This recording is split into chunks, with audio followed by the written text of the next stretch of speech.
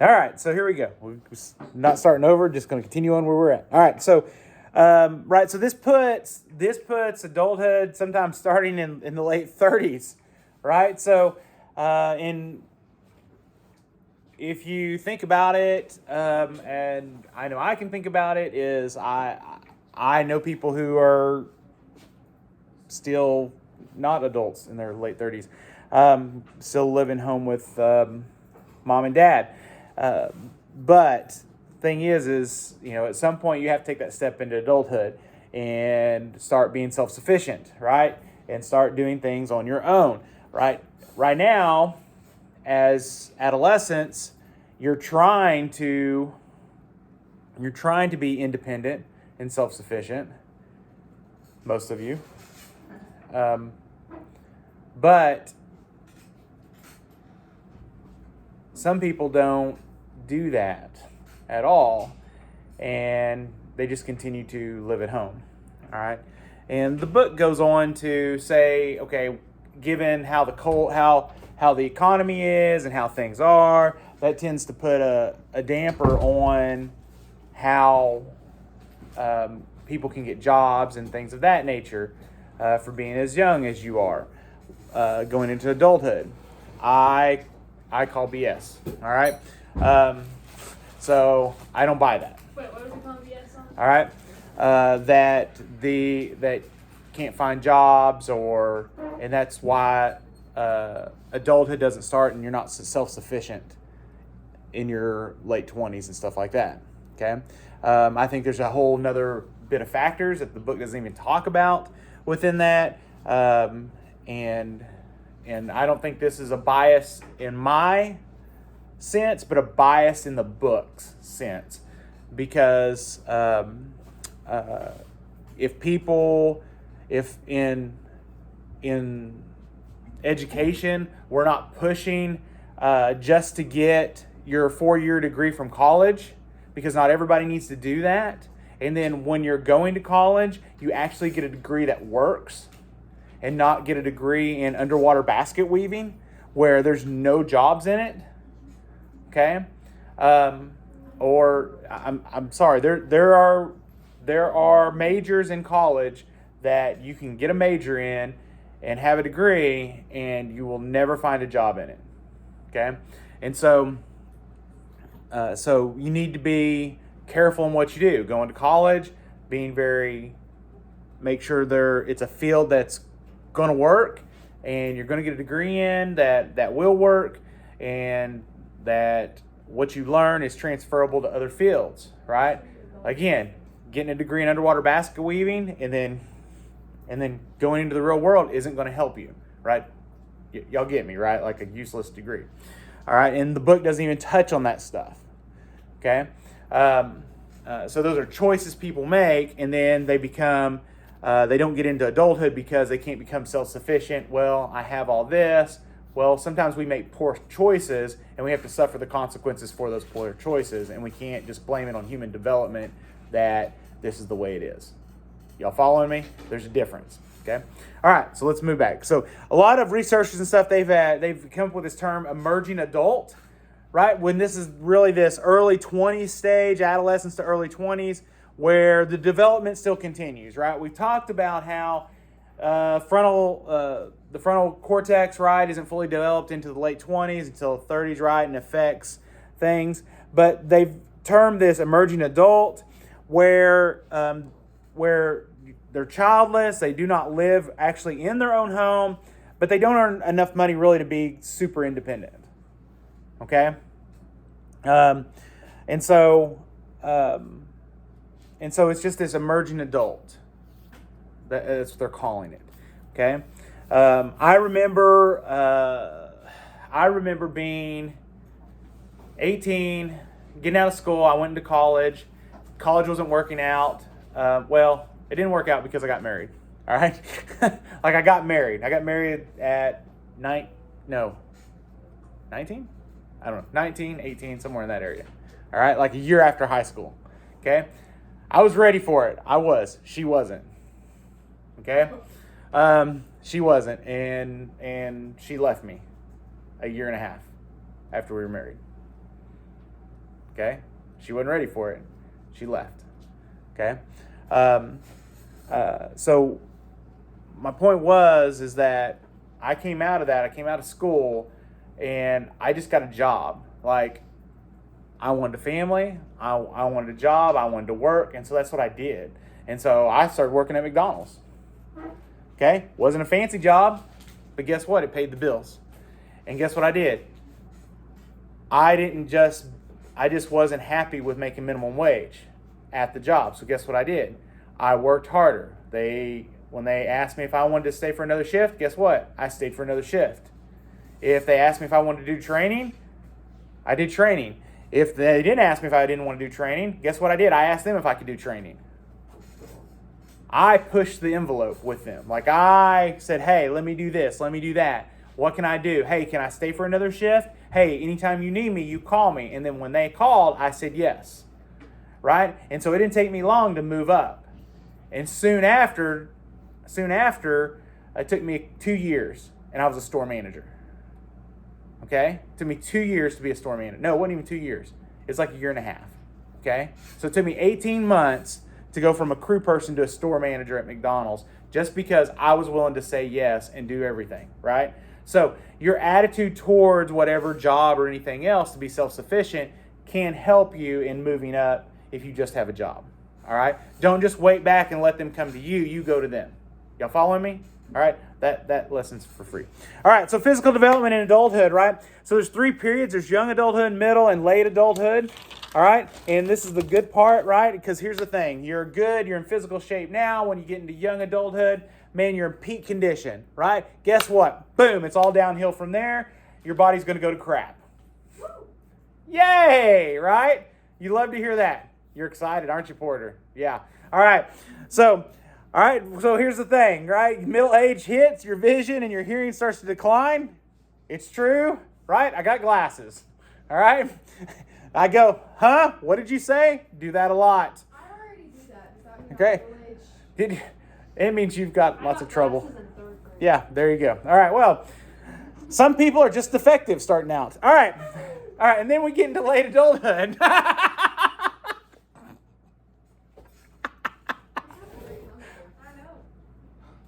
Why are you staring through me, Kylie? I'm scared.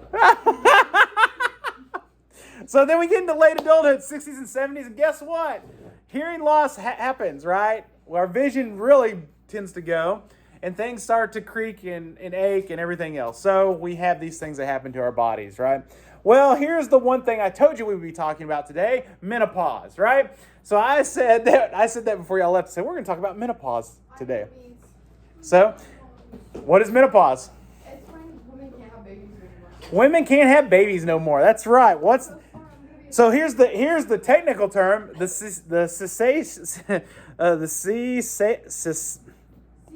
administration. No, that's not what I was going to say. All right.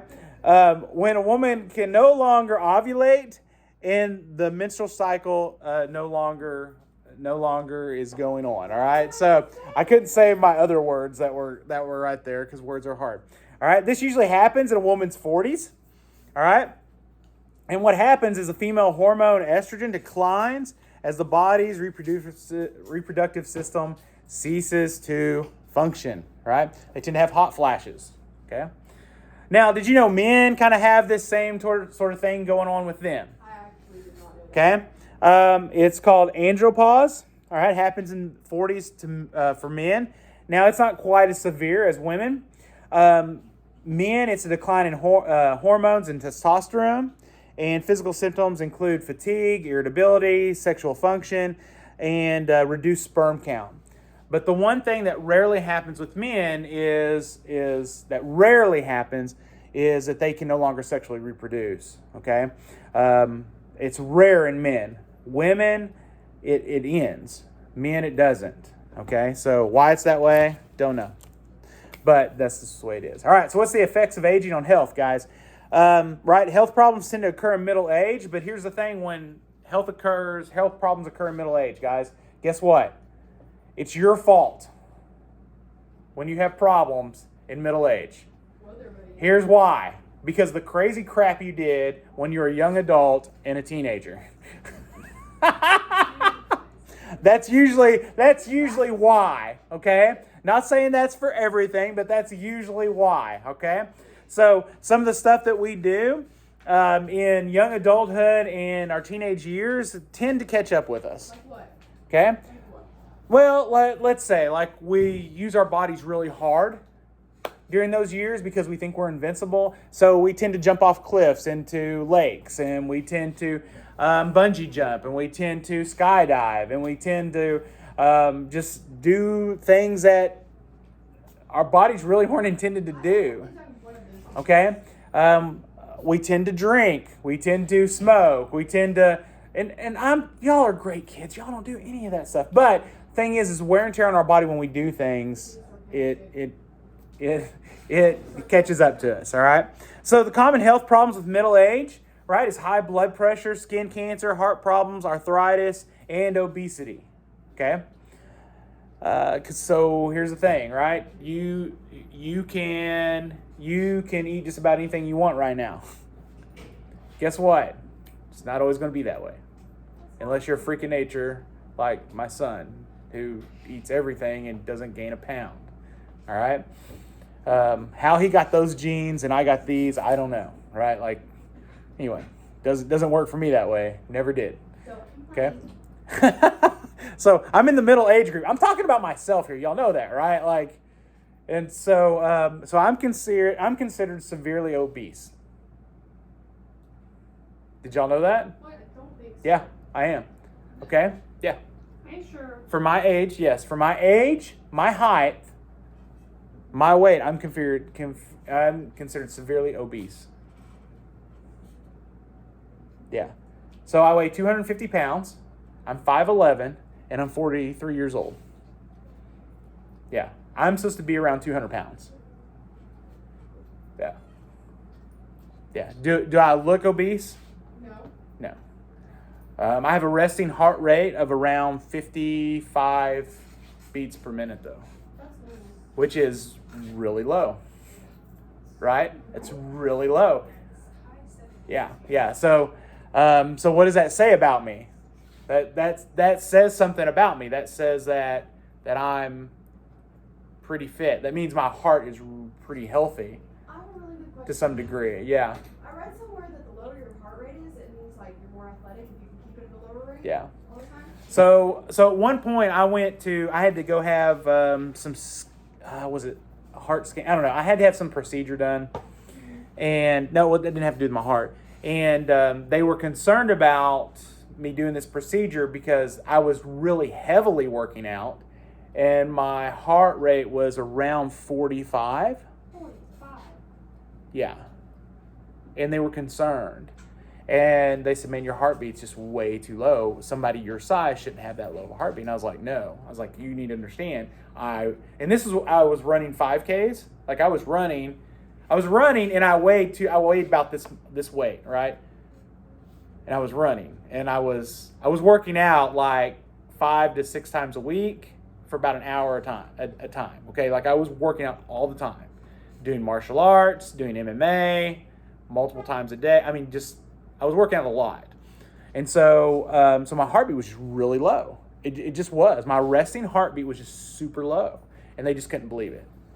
And I was like, and they monitored me for like an hour before they would do the procedure, and they're like, well, yeah, that is what your heartbeat is. I was like, yeah, it's just what it is.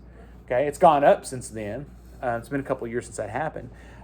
So anyway, my point is that even though we have problems, and I've done some of these bad things in my young adult life, and some of it's caught up with me, you still can reduce some of that effects to you, right, by simply taking care of yourself, eating right, exercising, those sort of things. Causes of death for middle age, number 1 is heart disease, 2nd is cancer, and 3rd is stroke. Okay? So again, simple things you can do to really help yourself, take care of yourself, right, is eat right, no processed foods, or very little, right? So if you'll look at ingredients on things, the less ingredients there is, the healthier it is for you when you look on the back. So if you look at the back of something, it has a list and a whole bunch of names and stuff that you can't pronounce, it's not good for you. Okay?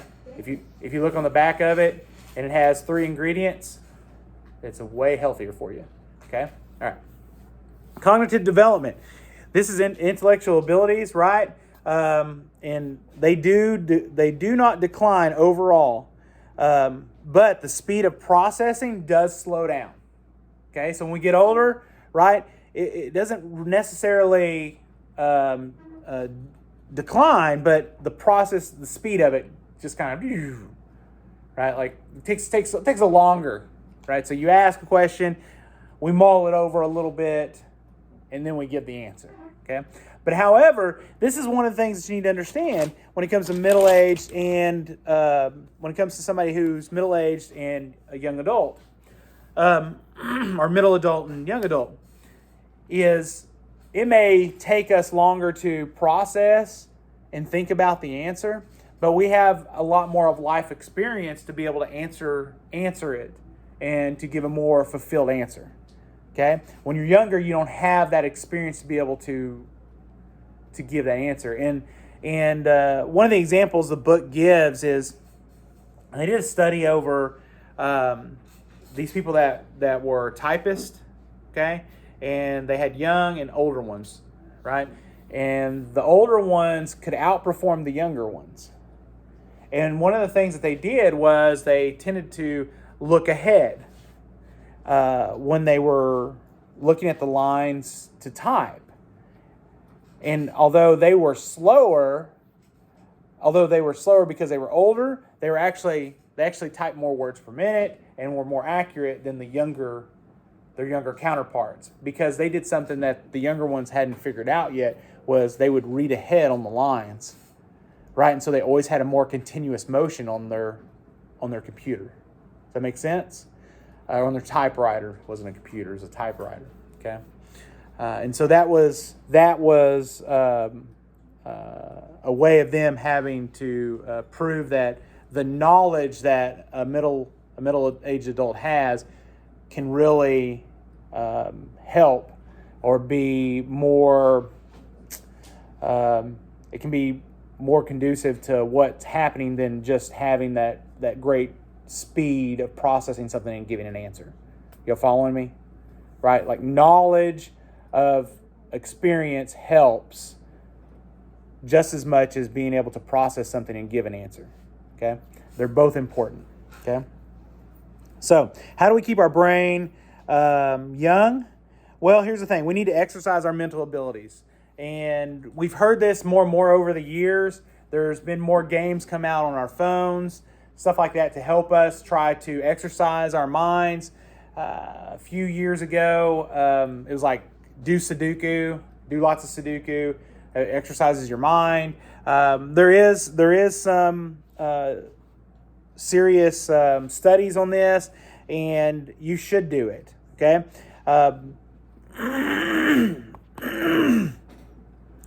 Sorry. Basically, the phrase that you need to understand is you use it or you lose it. Okay? And so working things to challenge your mind, crossword puzzles, things of that nature, reading, having an active social life. Actually, it's saying this, things that help your cognitive function. It's like going to plays, taking classes, staying physically active. These are the things that will help you be young, help your mind function well. Okay? And so one of the things you need to do, I remember a man who, I know, Dr. Ernie Perkins in Oklahoma City, and his mother or his father, I can't remember which one, had Alzheimer's. Okay? And it broke his heart. And so he made sure he was never going to have that. That he was determined. He's an old man now. And so what he determined to do was he's like, I'm going to learn forever until the day I die. And so he has like 5 or 6 doctorates. And he's way past the age where his mom was or dad was whenever I can't remember if it's his dad or his mom, got Alzheimer. You know that word. I can't ever say it right. All right.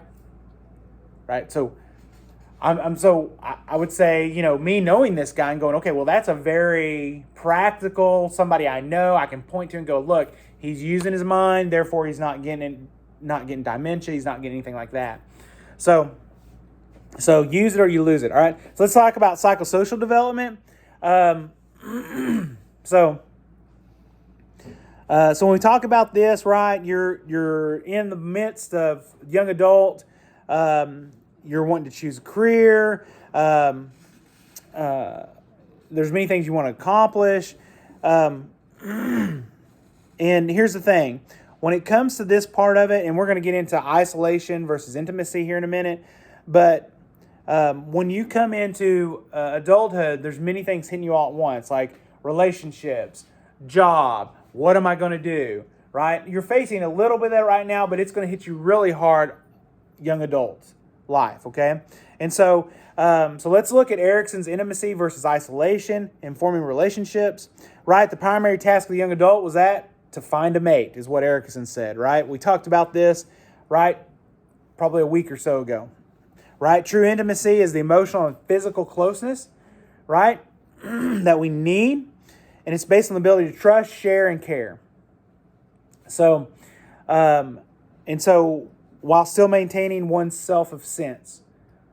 Okay, so as young adults, we have difficulty trusting others, or young adults who have difficulty trusting others and who are unsure of their identities tend to isolate themselves instead of seeking intimacy, right? They tend to have loneliness, shallow relationships with others, and even fear real intimacy. So when we come into young adulthood, right, we need to find intimacy, right? We need to find that person. We need to find that group of people, right, where we can share the dark parts of our heart to, right, that will actually care for us and love us and not care about that dark stuff on the backside of our heart, okay? And you know what I'm talking about, that stuff that you and the maker know, right? That stuff, okay? And so when you have that intimacy with somebody, then it helps you. Okay? Because if we don't have that, then what do we tend to do? We tend to isolate ourselves and be alone. And that's not good. Okay? And then we get into generative versus stagnation in middle adulthood. Middle adulthood, persons who have found intimacy can now turn their focus outward towards others. Erickson saw this as parenting the next generation and helping them through their crisis, right? This is called generative. I already said it once. Generative.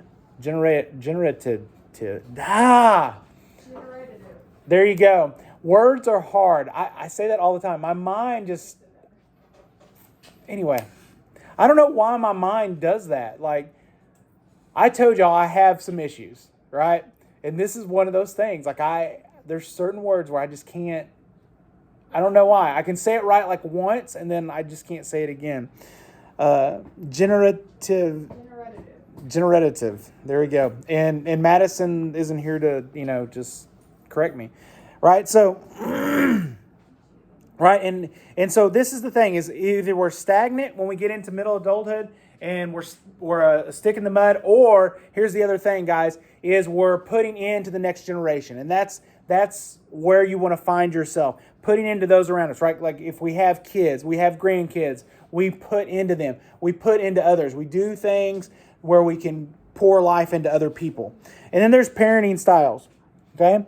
And there's three basic parenting styles, guys. There's authoritative parenting, permissive parenting, and authoritative parenting, okay? Authoritative parenting, there's those, all right? You'll look those up and get those yourself. So let's talk about the theories of aging, okay? There's three theories, all right? Cellular clock theory, wear and tear theory, and free radical theory.